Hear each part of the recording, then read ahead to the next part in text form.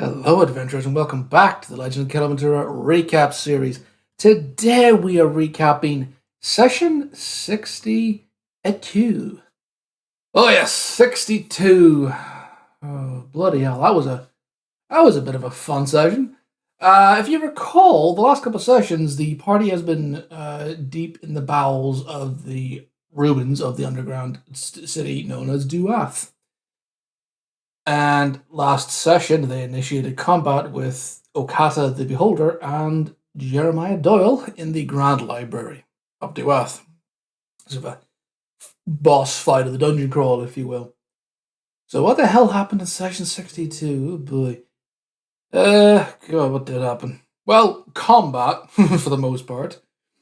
We picked things off. We picked things up at the start of the second round of combat. I think we only got another 2 rounds of combat. Really, it was a pretty intense fight.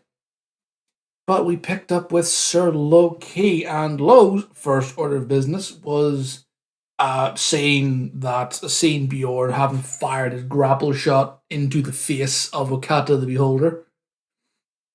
And then him being put to sleep by the sleep ray.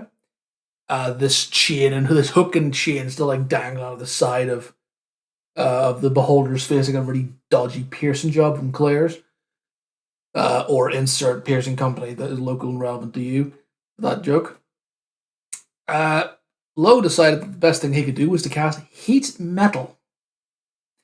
Which, the motherfucker that he is, that's a really smart call. For reasons we'll get into later.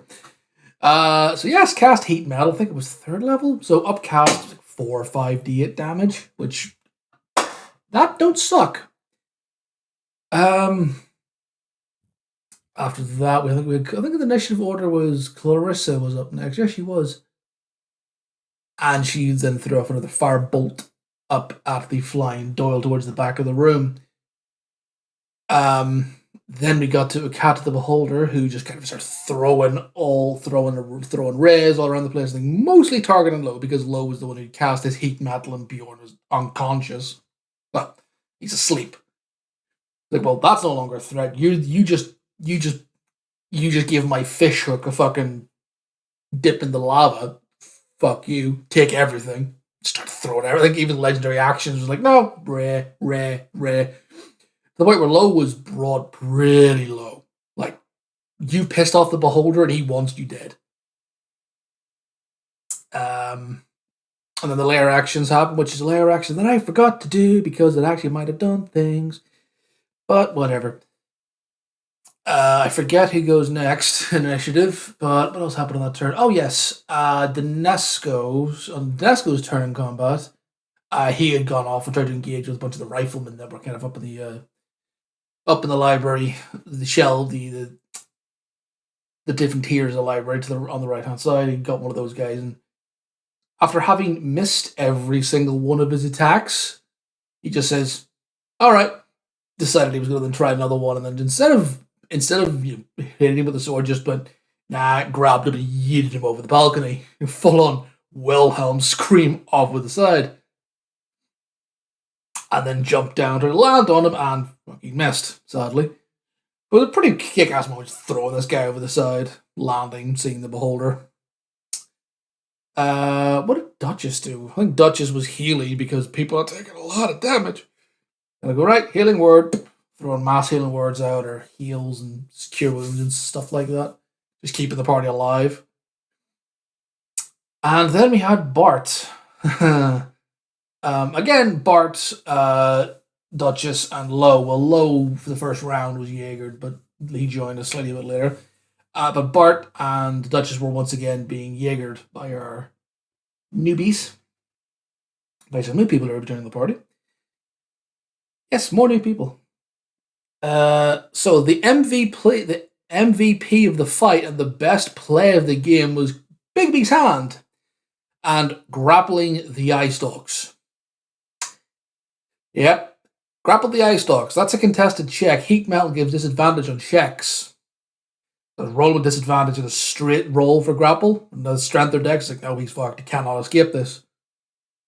But what that meant was that before I could use any of the eye stalks, I had to roll a grapple check to have at least an eye stalk free. Because in my head, I was like, okay, well, he's grabbed all of them. Completely like full on like just like just move the hand over the side of the beholder and just squeak and grab them all up and just yep, I have all the ice locks. Fuck you. And I went, oh, well, that's fun. So yeah, I was just there, and that nerfed Okata because like, he can't use the ice stalks, and I've got heat metal on my face, so I get disadvantage. I was like, I could have just used an action to try and break the grapple, but then I have disadvantage. You see the conundrum that these fuckers put me in.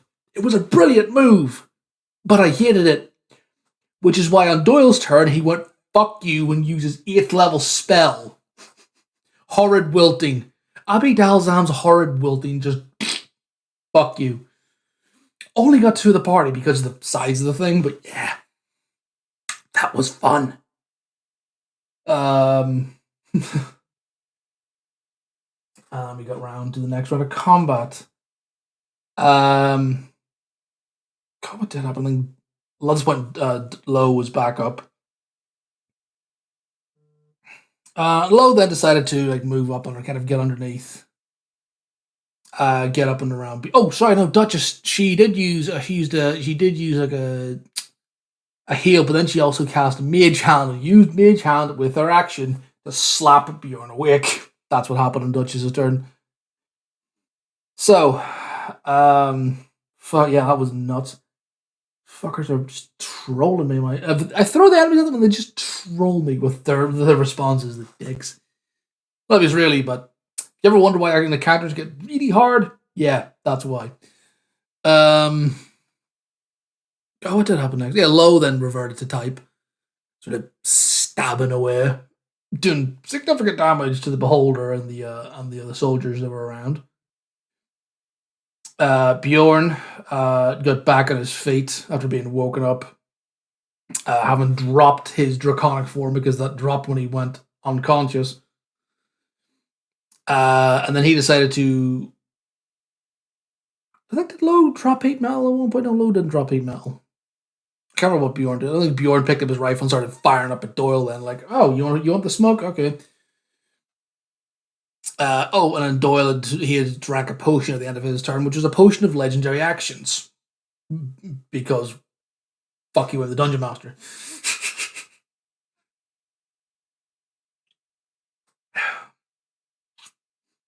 So Bjorn was starting to unload with the rifle.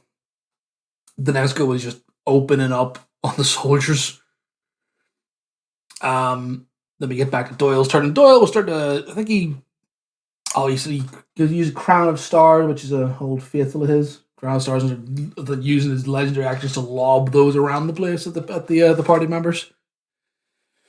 And Clarissa, who kind of was kind of pissed off at being ignored, kind of stood up at this point. Oh, excuse me, and threw a Melf's acid arm, and I think she got a nat 20 on it as well, which was like a fuck you moment. And then Doyle was like, "This is a new coat. Fuck you, girl."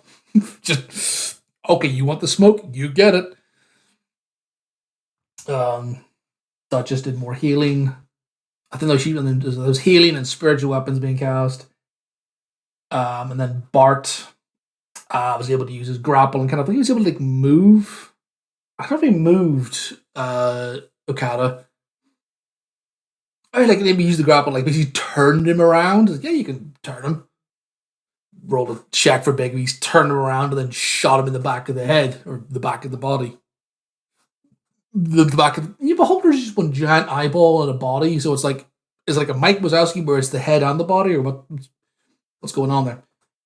Anyway, shot him in the back with a bunch of Eldritch Blasts, and Okada had taken a decent bit of damage at this point.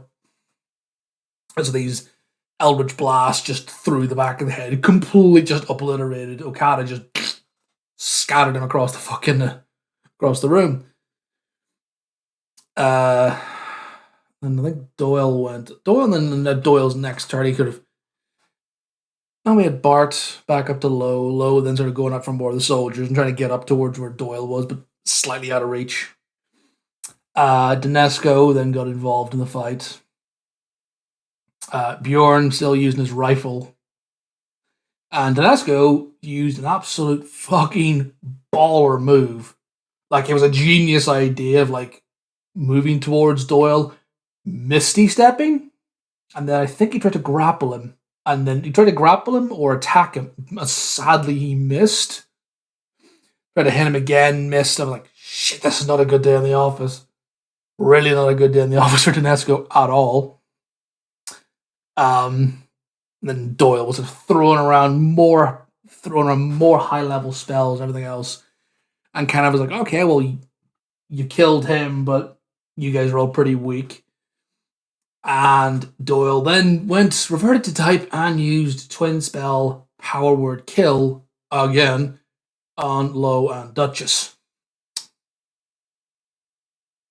Yeah, it's kind of becoming a signature move for him right now, just dropping 2 party members, like, nah, fuck you. Actually, just fuck you guys. When I'm sick of you. And then Bjorn's next turn, he was able to cast Hold Person.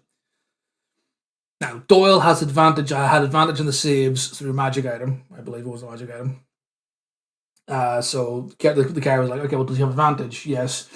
Well, he doesn't, because I'm going to use one of my paladin things for. I think he's called it Fight Fair. It's some Oath of Conquest paladin feature that he has that negates advantage.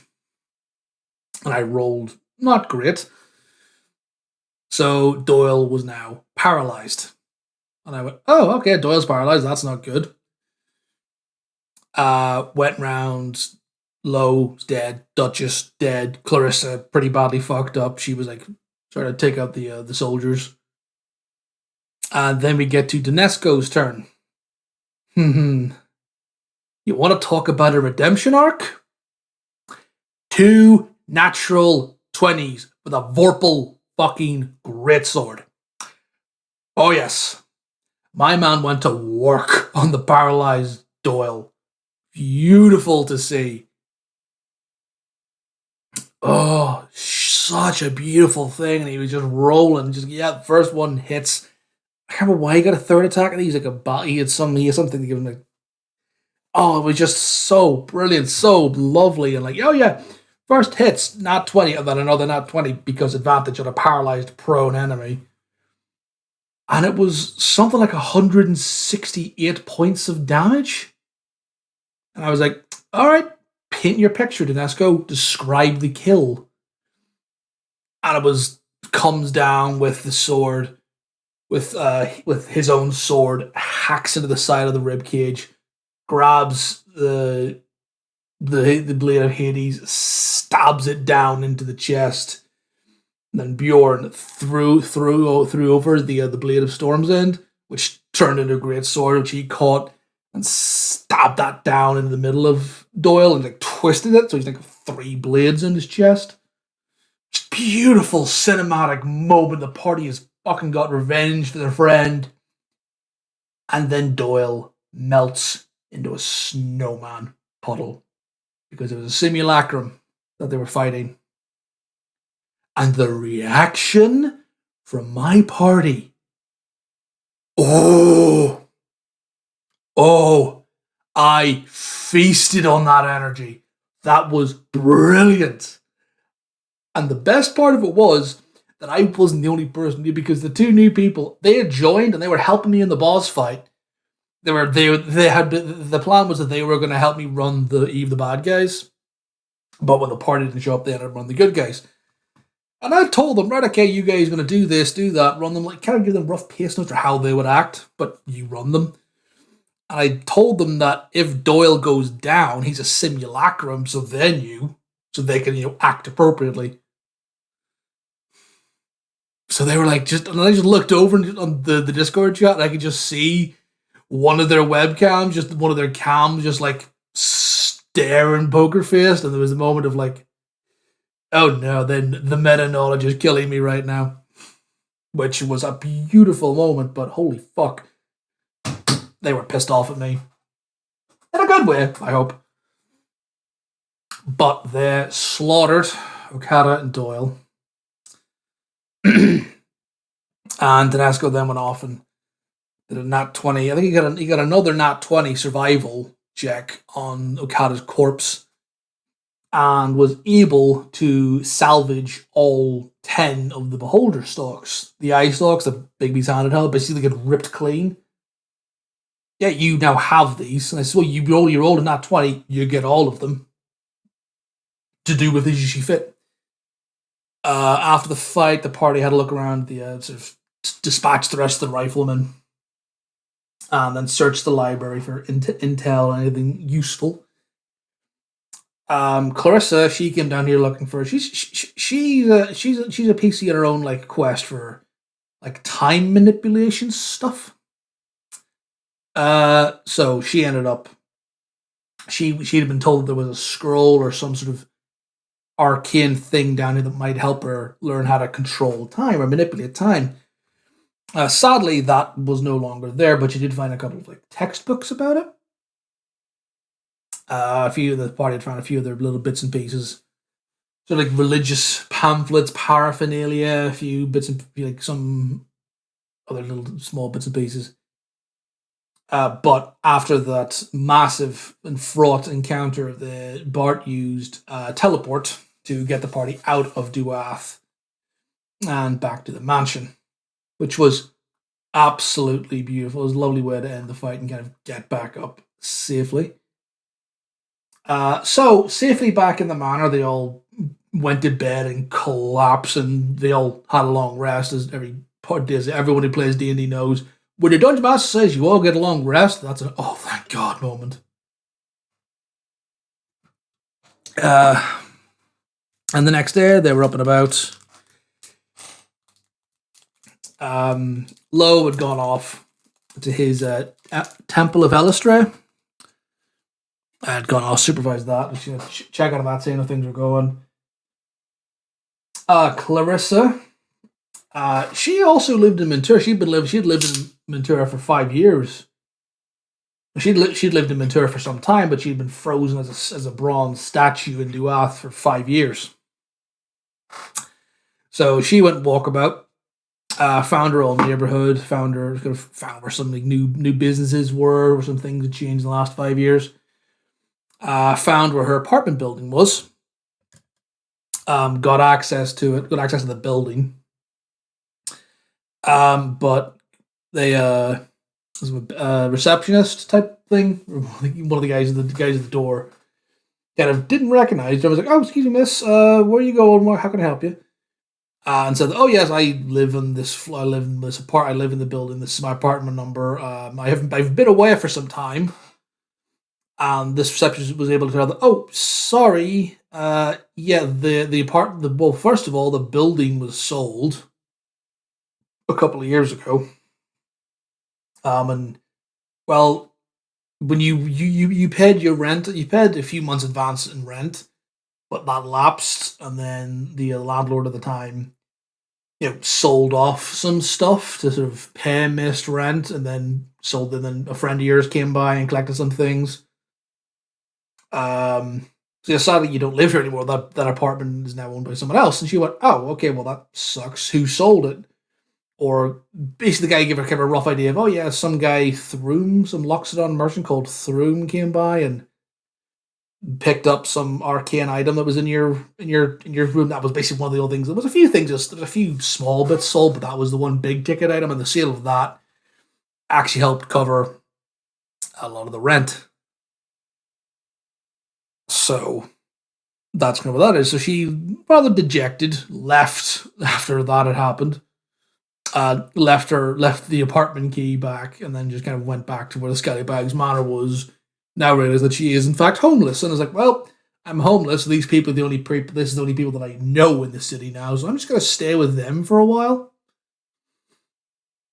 So while she was off doing that, Lo had gone off to the temple, came back, and then Bjorn, Dinesco, Lo, and Bart all went back down to Duath to try and do some more looking around now that they've been, had a chance to rest and feeling more confident that they'd cleaned out most things. And as they went through, they realized that, the places they had been traps hadn't been reset. The encounter, the combat that they had encountered last time, the bodies had all been gone.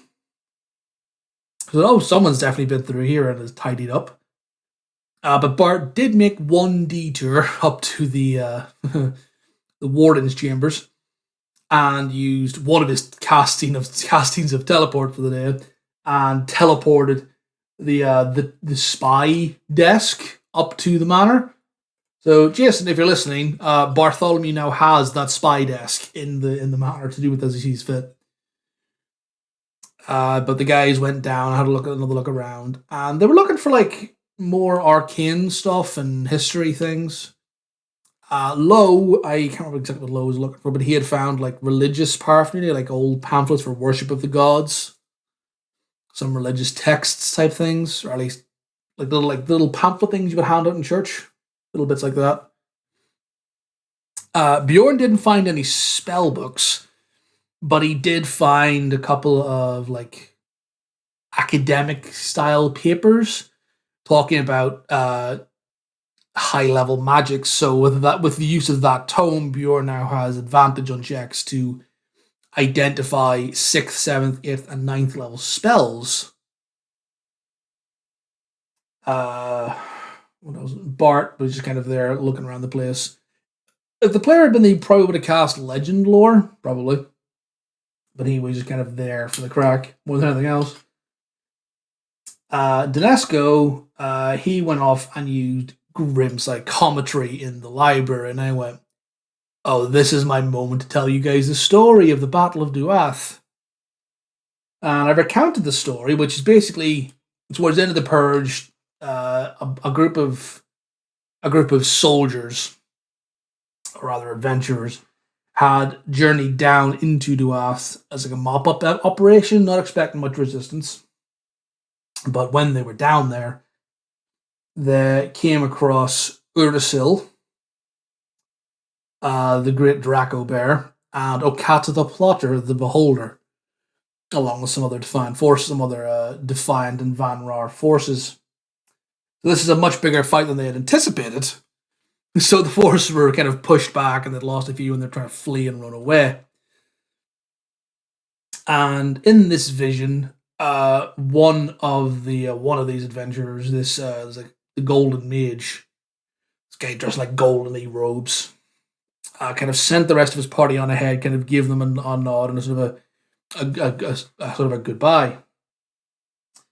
As he turned around and used his arcane powers to cast Earthquake, effectively, and collapse the Library of Duath, and that is what ruined most of the city, was casting Earthquake in a subterranean fucking city.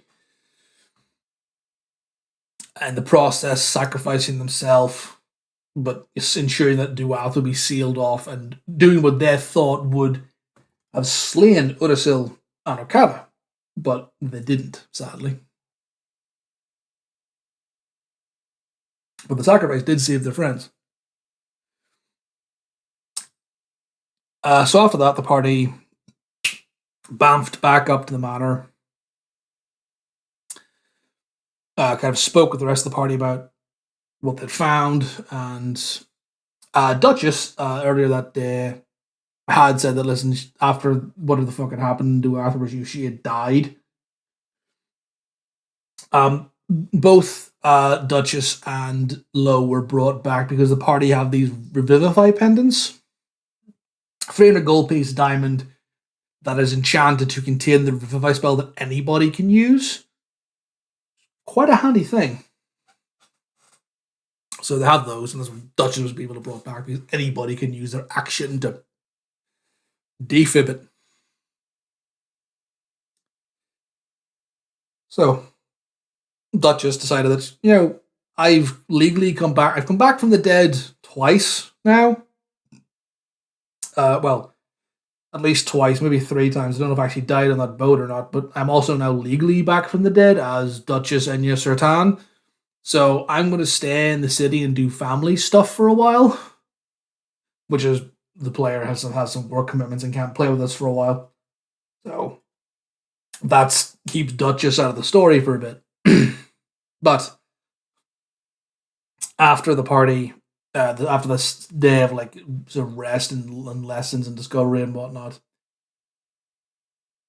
after the second long rest, the party went back down for breakfast and found that they had an audience with Miss Angela Wilder. The Mistress of Whispers had invited herself in for breakfast and had brought along food. Basically, heard the party were back after being in Duath and wanted to come say hello and see how things were. So Bjorn and the party gave a debrief in the situation, what all had happened down there. Which Wilder wasn't best pleased to hear that Doyle is using simulacra. It's a trick that it's something that we use ourselves. I'm familiar with enough of simulacra. But he's using them, but Doyle is now using them, which I'm not entirely sure why I'm surprised, but something to keep an eye out for. But she was there to speak more about the party's future endeavors after getting this debrief and this information dumped from the party. Excuse me. She reminded the party of upcoming tasks for them overseas in Tequila in the Salazar dynasty. Briefly giving a very brief overview of, just a reminder of this was coming up. And because this is an overseas mission, none of you guys are from the dynasty or have any experience over there, I'm going to send you over with some cultural attaches. Enter Styx the Dragonborn and Koku or Kenku. This dynamic power couple duo, whatever they want to call themselves, that are both natives of the Salazar dynasty, with their own backstories and everything else, are joining the party, and they are doing so under the pretense of, listen, we're from the dynasty, you guys are going over there, we've worked with Wilder and the ambassador, the ambassador over there. So yeah, we're here to give you guys a hand. And that's where we ended the session, and that's where we're picking things up with for session 63 later on this week at time of recording. So yeah, looking forward to seeing that and seeing how the Styx and Koku get along with the rest of the party. And I hope you guys too as well. You guys also are looking forward to that. I know I am. This has been a long ass recap. There's a lot happened. But anyway, thank you all guys very much for watching, listening, and I look forward to seeing you in the next one. So until next time, adventurers, see ya.